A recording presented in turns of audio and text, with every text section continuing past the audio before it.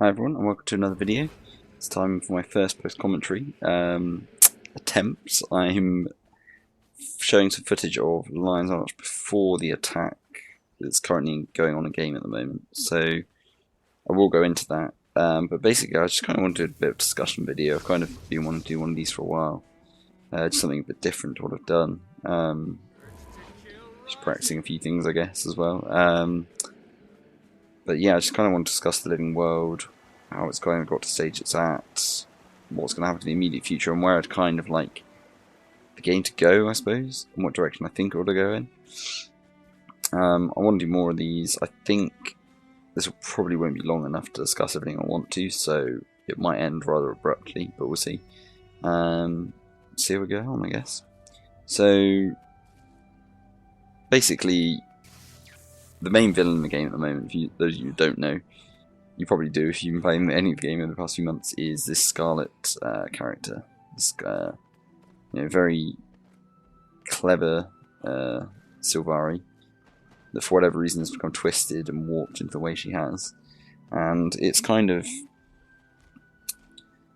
I don't know, we've learned a lot about her personality and her character and her past in recent patches, but it's taken a long time to get to this point, and the execution I feel is pretty weak, and I think a lot of people agree with that, unfortunately. But it's been getting better, and I think it's, there's some definite promising signs for the future with it, so I think they've learned from a lot of the feedback, and, I think it's good the way it's gone. So, just to kind of overview the Living World patches, I'm just bringing this up on my phone. So, Shadow of the Mad King, October 2012, god, that seems like so long ago. The Halloween and Winter Day stuff doesn't really link to the Living World in inverted commas, so I'm going to kind of gloss over those ones. But the first update we got was the Lost Shores update. Now, this was kind of before they decided they wanted the Living World thing, so to be honest, I'm trying to think. They have brought in the consortium and things like that. Slightly into the Living World. They have been parts of it. They have the Secret of Southsun, which I'll come across, but basically this was just introducing a new explorable area, and it was kind of a testing the water thing, I think, for ArenaNet and testing their capabilities. You had the Karka attack on Lion's Arch. Seemed quite apt with what's going on at the moment, which was just pure lag fest, as was the main event on Southsun. The loot was awesome. It's probably the one time I've heard people actually say it was good, the loot and guild wars, but there were problems with it, but it was a good way to test the water. It would have been nice if they'd done it with an existing lore area or something, because the area now just feels a bit dead and unloved, and I feel like if it tied into the great lore that the Guild Wars universe has, then that wouldn't be so much of a problem. But anyway, that was kind of the update before the Living World, really, so not too much to say on it. Winter Day, again, skipping over the first Winter Day. Flame and Frost. So they kicked off January in 2013. Well, it was towards the end of the month, but you know what I mean. It kicked off the new year with this kind of idea of the Living World, and at first it was going to be a monthly thing. Later it became a bi-weekly thing. But at first it was just a monthly thing, and it was very slow going into. And I remember playing the prelude, and there was very little to do. It was like fixing signs, there was this volunteer thing. There wasn't much to it. It was just some extra achievements. No one really knew where it was going, and it felt very much added on. Nobody really knew the direction, I think, that it was going with it. Then I actually went travelling for a few months, so I actually missed quite a lot of it, unfortunately. I missed all of Flame and Frost, basically. I think I came back, and I think all the Flame and Frost there. I maybe did the very last bit of the raising. But basically, this introduces to Brahm and Rox, two of the key characters now in the Living World, and they, I won't go into the details about them because I'll run out of time. But basically, this introduced them, and this kind of threat of the Flame Legion and the Dredge, the Molten Alliance as it was called, coming together and terrorising Tyria, basically. Now, I think towards the end of this patch there were kind of hints that there was something bigger behind it, but nobody really knew at this point. It was all very mysterious. As far as we could tell, it was just this standalone thing with no other connections. So it was kind of left there, because then they had Super Adventure Box, which is awesome. But again, it's a standalone thing, much like Winter's Day and Halloween. You know, it's a great addition to the game, and it's loved by a lot of people, but I can't really tie it into what I'm discussing. So next time that's in, I'll probably do a video on Super Adventure Box, because they did have quite a cool story coming in with the second patch of that. So anyway, after Super Adventure Box, I actually forgot. No, I was looking at this. Yeah, Flame Frost continued. So this is when I came out from my travels. Flame Frost Retribution was just ending. So this was the end of the arc. They brought in a new dungeon with this, the multi-facility dungeon. And this was, you know, kind of rounding off the arc. And like I say, it was a bit mysterious. No one really knew what was happening. Because, especially with where the next story went, and I think this was part of when they started to lose people with the living story. The losing story, that would be a bit unfair. That was the secret of Southsun. So they returned us to Southsun, probably partly to try and drive people back to the area, to be honest. But basically, I'm trying to remember the story now, but this is when Kanak was really introduced to us, and it was nice to return to Southsun, but it didn't really feel connected. And this was about, you know, refugees being displaced by the Modern Alliance. So they did try and tie it in, but it felt a bit disconnected, and a bit of an excuse reason for us to go back to Southsun, which, you know, still didn't feel like a particularly great area in my opinion. Then this also moved on to the last stand at Southsun, and that's when we confronted Kanak himself. And we had all the whole Karka Queen boss fight, which is still in game, and you can, you know, people do that because it's quite good loot from that.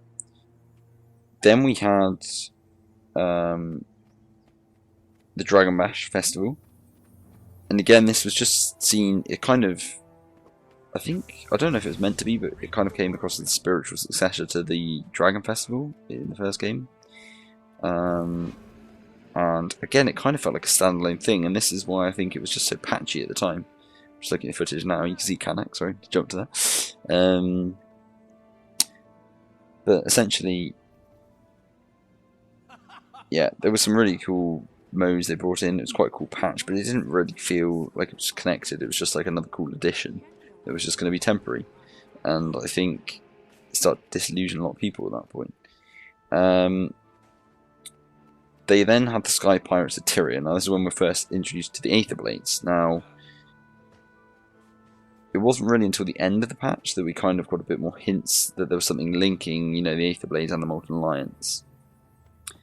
Which Scarlet's name is basically mentioned by Mytrin at the end. And you can still see that when you do the... Can you still see it when you do the Fractal, actually? I'm saying that, maybe you can't. But it's the Aether Blade Fractal, and which ended with the boss fight with Mytrin. Kind of ended with us sensing there was some connection with the Molten Alliance and the Aether Blades, and there was something else behind it. So that had a new dungeon, that, like I say. Then we had the Bazaar of the Four Winds, which was, in my opinion, really awesome. We got a whole new area, labyrinthine cliffs, loads more, like, you know, mini games, things to do. It was really cool. Main problem with it was temporary, and I think this is when the idea of having a temporary content they brought in the game, I seem to remember a lot of people talking about it, and they've started to make more permanent things in the game. It is cool to have things to say you were there for when it happened, but at the same time, it's also like, I don't know, they need to get a balance, really. Which I think at this point they weren't really. It was just rolling out temporary. So it was keeping, you know, the players that were constantly in the game engaged with things to do, but it wasn't really friendly to those players that, for whatever reason, you know, couldn't play or didn't play for a couple of months. And so, bearing in mind this was when they had the 2-week release schedule kicked in. So this kind of tail-ended onto the Cutthroat Politics, which they did quite nicely in the sense that it still kind of involved the Labyrinthine Cliffs, the Zephyr Sanctum. And this was quite cool in the sense that it gave players a choice of who they wanted to vote for. So we could vote for Ellen Keel or even Lashblade. Now, of course, Ellen won in the end, even though I may have only voted for even, so I was upset, but no. And they wanted for a seat on the Lion's Arch Council. Again, it kind of felt separate from the whole story. I mean, the reason that this position became available was because there was an assassination during the Sky Pirates of Tyria. Now, we later find this out to be Scarlet's responsible for this, but at the time we didn't know, and I kind of guessed they were keeping the mystery and everything going, but at the same time it was just a bit disjointed, and it was just dragging it out, I think, for some people. And like I say, the temporary nature was a big problem. I'm just going to check really quick the time. We're doing fine. We're doing fine. So then we moved on to the Queen's Jubilee, which opened the Crown Pavilion, Divinity's Reach. Now, this basically very much became... this kind of set the tone for the next patch as well, but it kind of became a farming patch. And this is when champ blocks were brought in. And they have the account wallet. So there's some really cool updates to the game, which I think were really good. And I think this is where players, Arena had listened to players and started to bring in some proper features. And basically, this saw Scarlet attempting to kidnap the Queen and ending up only, targeting an illusion essentially. And Farron, and Lord Farron, everybody's favourite character. He's actually one of the better characters in my opinion. He ends up getting captured, and there's a whole things around this. This is when we're introduced to Hobotron and Marcelo Del Guillermo. Don't know how you say his name. The minstrel, basically, as well. So it was a good release. I think it kind of gave people a bit of hope for the living world. It was probably the best, in my opinion. Was one of the better ones, and I think a lot of people agree with that, to be honest. It did become a bit farming crazy and a bit Zerg heavy, but to be honest, the people were kind of disheartened by the loot and things, so it was kind of a nice change. So anyway, Scarlet was involved in that failed attempt, and you basically have to go and rescue Lord Farron and rescue others from her dungeon. It was kind of an account, and you end up fighting her. And this is when she starts to develop a real vendetta for you as the player, and you kind of have a connection. Then Clockwork Chaos comes about, and this might be where she sends you... It was around this time where you got sent like a bomb in the post to your mail, which always got sent to new characters, which I never really understood, but whatever. And this actually thinking about it, this is when you got to fight Scarlet, I believe, in their playhouse. And so it must have been patch after that, the patch couple, that she had the bomb. But anyway, getting off the point, she develops this vendetta against players. You kind of find out about her minions. This is when the Twisted Watchwork creatures come about, and she basically, there's some debate of whether or not she had control of them over long, or whether or not she captured these creations and twisted their own devices. So at this point, we've got the Molten Alliance, the Aether Blades, and these Twisted Watchwork creatures. So we're seeing a few different,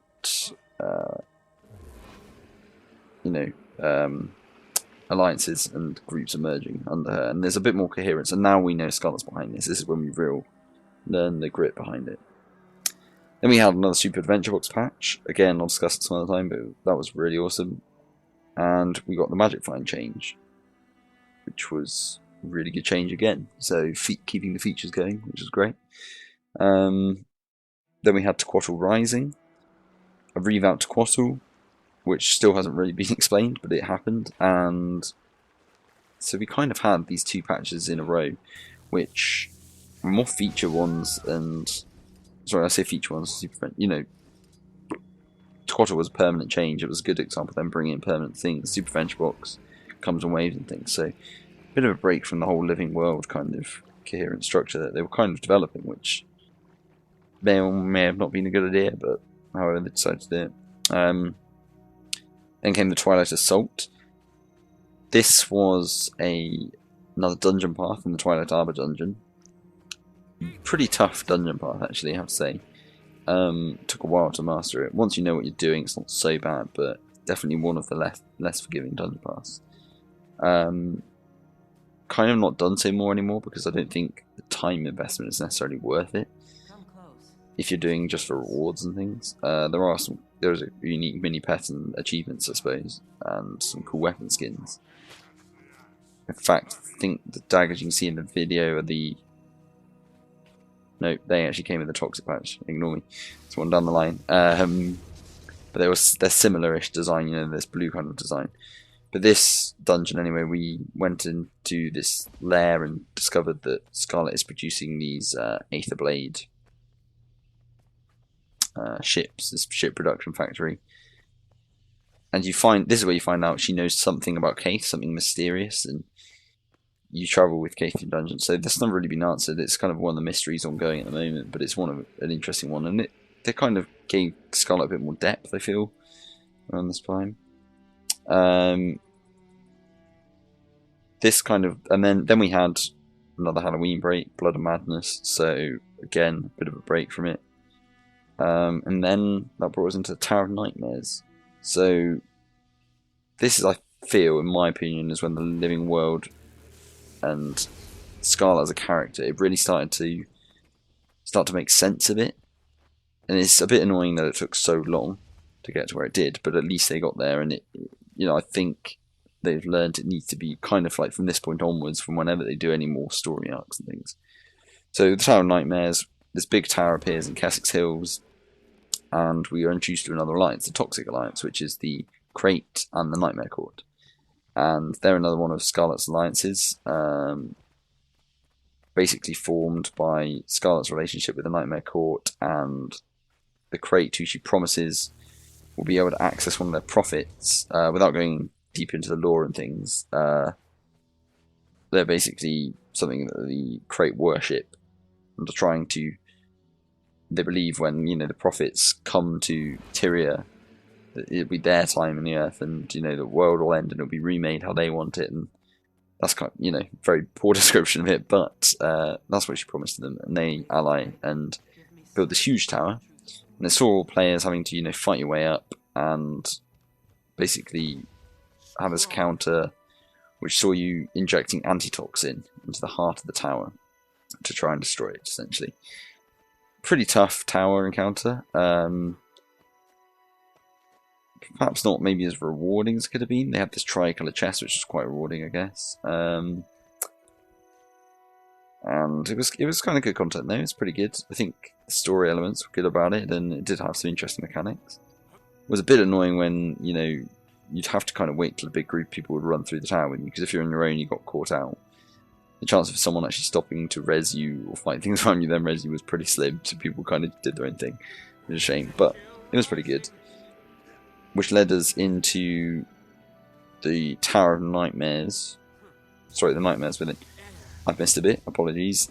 That was the Nightmares Within I was describing, which is when we got to enter the tower. The Tower of Nightmares was seeing this tower and doing things surrounding that. So some of those events still going on, I believe, actually, like Toxic Alchemist and things, but it all led up to the entry of this tower, basically. There's not that much to say about it, but it gave us some idea of the story. So we handled that, and eventually we end up destroying the tower. Really cool cinematic, everything like that. Then we had the Fractured patch. Now, this was just mainly an update to the Fractals. Bit controversial, because everybody over 30 got sent down to 30, which I still hear people complaining about. I was never in that boat, so for me, it wasn't too bad, but I can see why people get annoyed, definitely. This introduced a couple of new Fractals, but the most significant one was the Thormanov reactor, mainly because it tied in Scarlet. Now, it probably was going to happen whichever Fractal was picked when we voted for Ellen or Evan. Probably best they tied her into this than the Abaddon one, because that would have been a bit awkward. It was a bit annoying that they had to do it, to be honest. Basically, turns out she was interested in the magic research that the Inquest were doing. I believe it's the Inquest at Thormanova. or Azura anyway, and she learns about the ley lines and dragon magic. Now we now find out that the ley lines are very important to her, as we've seen her thumpers drilling down. But we didn't necessarily know this at the time. We thought there was some sort of interest. Actually, just aside, one of the best bits of story for this patch was actually not really to do with Scarlet, and it was actually, in my opinion, how they should go with the story. So Dessa, who is in charge of the Fractals and her crew in charge of researching these Fractals, she comes into her own a bit more, and basically after Thorman overreacted Fractal, you do the story mode to it, and then the patch came in. Ellen Keel was there from the Lion Guard. She tries to take Dessa out of the Fractal into her custody. Now, and Dessa magically teleports back, she can't leave for whatever reason. And Keel was just like, "Oh, you're playing some trick on me, what is this?" But it's weird because Dessa's memory has just been wiped and reset. And I think Keel eventually understands, but it basically seems to be the case that the Dessa's lab in itself is a fractal in itself. It's just a section of time that you're revisiting, because her entire memory is wiped and she doesn't remember the conversation she literally just had with Ellen Keel. So it's interesting, and I thought that was a really good, nice little bit of story. But it wasn't even partly to do with the living world, which was kind of frustrating. It was this is the kind of storytelling they can do, and then you've got Scarlet in the living world. But I'm digressing. It was getting better at this point, so can't really complain that much. Then we had Winter's Day, which was a bit longer than usual, I think. So there was still a bit of the Tower of Nightmare stuff going on. That's when we had the collapse, actually. Came at this point, but Winter's Day kind of dominated. And then we had, coming into this year, so on January 21st, we kicked off with the Origins of Madness. This is when we had the marionette weapon test, basically Scarlet testing this horrifying new weapon on us. We have the Jungle Worm, which had been awoken by her thumpers. And yeah, and this is when we see all these thumpers that have been springing up across the landscape, and we find out that these have been, or it seems like they've been trying to tap into the ley lines of Tyria, the magical ley lines. So something Scarlet is after is to do with these. Then the Edge of the Mist came out. This was a new World vs. World map, so a lot of it was focused on that. There was still quite a bit of story, actually. This is when you went to the Dead End Bar, you looked at some artifacts that had been gathered throughout Scarlet's kind of her ongoing activities. And you kind of start to piece stuff together, and it was kind of just an overview of the living world thus far. And it was quite nice seeing everything tied together. They had also, by this point, they'd already brought out a video kind of tying it together. So I think it was just reinforcing that message, really. And they shouldn't have needed to do it, but because of the way that it was so fractured and broken to begin with, it was necessary. And I think it's brought players up to speed, and I think it's got them to a point where they would have liked them to be, a few months ago. So that was that. And now we're on to Escape from Lion's Arch, which brings me kind of nicely to this. So currently Lion's Arch is being attacked by Scarlet and a huge drill called the Breachmaker, I think. And we as the players are trying to defend it all, but more importantly evacuate people. So we've kind of accepted that it's falling, and we're trying to evacuate people. Which is now going to lead on, as they've just released a video as of yesterday, will be, so it's Wednesday, Tuesday, for the battle for Lion's Arch. So we're going to retake it, which is kind of predictable. I don't know what's going to happen with it. There's a lot of debate going on at the moment of whether or not it should be rebuilt or shouldn't be rebuilt. Personally, I'd like to see it kept destroyed. I think it would be a bit of a shame if it was just rebuilt kind of the same way it was, with a bit of cosmetic damage or something, and that's just it. Kind of more of a temporary thing. It'd be great if it was more of a permanent kind of thing, forcing other players to go to different hubs, maybe, I feel the racial cities are sometimes neglected. Well, sometimes they are neglected by a lot of players. And it'd just be nice to go back to some of them, in my opinion. But I'll have to see what they do with that. And this is the last update of Season 1, so everything I've been describing has been probably very badly, but everything I've been describing is Season 1 of the Living World. So this Battle for Lion's Arch is going to be the end of this arc. So it's going to be really interesting to see how they end it. Very interested to see where they go with the Living World after this. I think something that a lot of people are calling out for, and I think something that they definitely need to do, is expand into other areas of Tyria. They've got so much potential in the lore there. I mean, you'll hear a lot of players. I mean, I play Guild Wars 1 quite a lot myself. Other people that did, even other people that didn't, you hear say, but a lot of people that did play that game will cry out, and it's so frustrating to see so much of this good lore, and we are, what are we, a year and a half almost down the line now, and we still haven't really delved into it. And you know, it's going to, again, it's got to happen at some point, I feel, and it's got to happen sooner rather than later. I think it really is make or break for Renet now. You've got games like WildStar, Elder Scrolls Online, regardless of, you know, if whether or not they're better games or good games in their own right compared to Guild Wars, the point is they will draw people away, and Guild Wars needs its own, you know, niche, its own appeal to draw, hopefully, the biggest group of players to it. So, and on that note, I probably would try the others, and I'd like to compare and contrast, you know. But at the moment, I'm getting really invested in this Living World, and I'm interested. You know, it's for the first time I feel Living World's kind of making sense. Now, Scarlet's not a great villain, but if they could do the similar sort of thing with existing lore and some really cool story that they already have, the possibilities are endless, really, because there's so much potential for it, and the 2-week release schedule, if they decide to stick to it, is quite impressive when you think about it. I do agree more of it should be permanent, definitely. I think they also need some way to tell people about things that happened previously in the game. Because, okay, they've done some good recaps recently, but for people that were away when this was all temporary, you know, it's a bit confusing.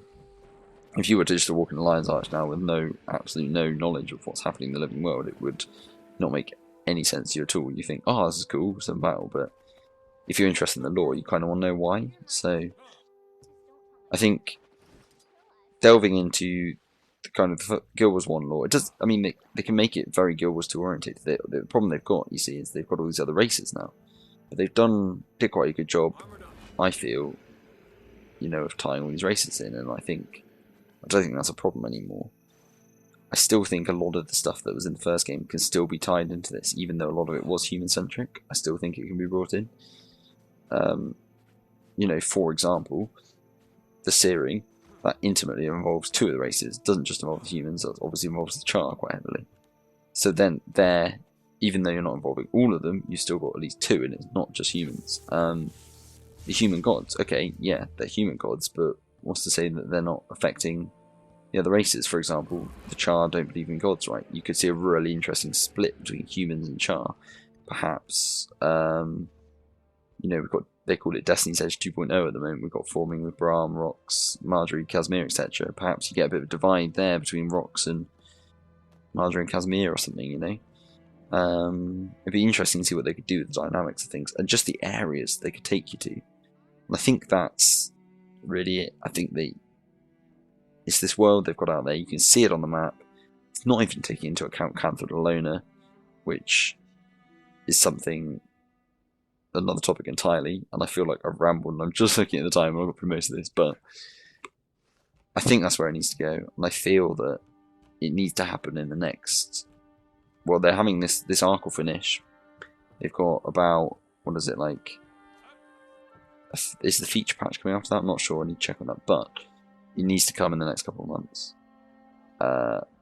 You know, it's got to, because they need to offer something to other players and